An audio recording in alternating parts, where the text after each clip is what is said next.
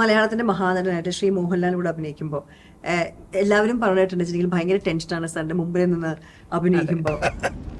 കേരളം ഒരുപാട് മാറിപ്പോയി. ഈ നിപ്പയും പ്രളയമൊക്കെ മാറ്റി നിർത്തിയാൽ ബാക്കിയെല്ലാം സുന്ദരം.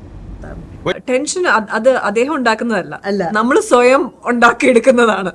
വലിയ കെട്ടിടങ്ങൾ വന്നു, ഒരുപാട് വാഹനങ്ങളായി, മികച്ച റോഡുകളായി.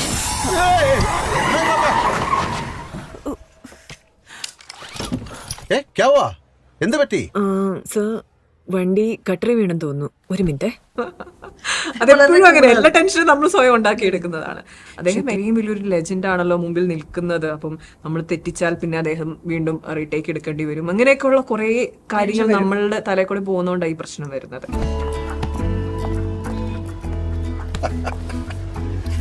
ഗട്ടറിന്റെ കാര്യത്തിൽ ഇന്ത്യയിലെ നമ്പർ 1 സ്ഥാനം കേരളം. അത് ഇതുവരെ ആർക്കും വിട്ടുകൊടുത്തിട്ടില്ലല്ലേ? ടയർ പഞ്ചറായല്ലോ സർ. സർ അല്ല, ലക്കി സിംഗ്.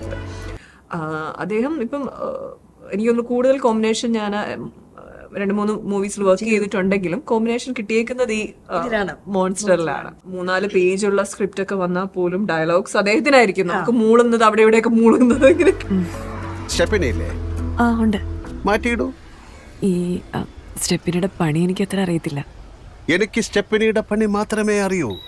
ഭാമിനി ഡിക്കി പൊക്കൂ. ഇങ്ങനെയൊക്കെ ഉണ്ടോ? പക്ഷെ അദ്ദേഹം അതങ്ങ് വായിച്ചു, ഇങ്ങനെയൊക്കെ വായിച്ചു നോക്കിയിട്ട് റെഡിയാണ്. ടേക്ക് പോവാൻ അദ്ദേഹം റെഡിയാവും.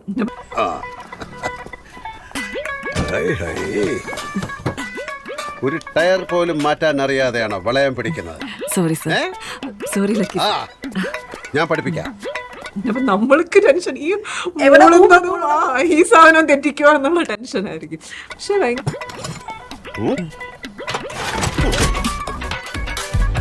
നോക്കി പഠിച്ചോളൂ.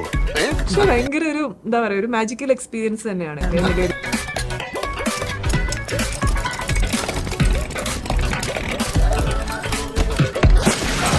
ലക്കി സാറിനെ കൊണ്ട് ഈ സ്റ്റെപ്പിനെയൊക്കെ മാറ്റിക്കാന്ന് പറഞ്ഞാൽ ബോസറിനെ എന്നെ പിരിച്ചുവിടും. വലിയൊരു ആക്ടറോടൊപ്പം വർക്ക് ചെയ്യുമ്പം എന്തൊക്കെ അത് അദ്ദേഹത്തിൽ നിന്ന് കണ്ടു പഠിക്കാമെന്നൊക്കെ നമ്മൾ ശ്രദ്ധിക്കും. പക്ഷെ അതൊരു ഇൻബോൺ ആയിട്ട് കിട്ടുന്ന ഒരു ടാലന്റ് ആണ്. നമുക്ക് തൽക്കാലം ഈ സ്റ്റെപ്പിനിയുടെ കഥ ബോസ് അറിയണ്ട. മനസ്സിലാക്കാൻ നോക്കി കാണാം എങ്ങനെയാണ് അദ്ദേഹം പെർഫോം ചെയ്യുന്നതെന്നല്ലാതെ അതിന് പഠിച്ചെടുക്കുക എന്നുള്ളത് എങ്ങനെയാണെന്ന് എനിക്ക് ഇതുവരെ മനസ്സിലായിട്ടില്ല. ജാക്കി അറിയില്ല? ഭഗവാൻ,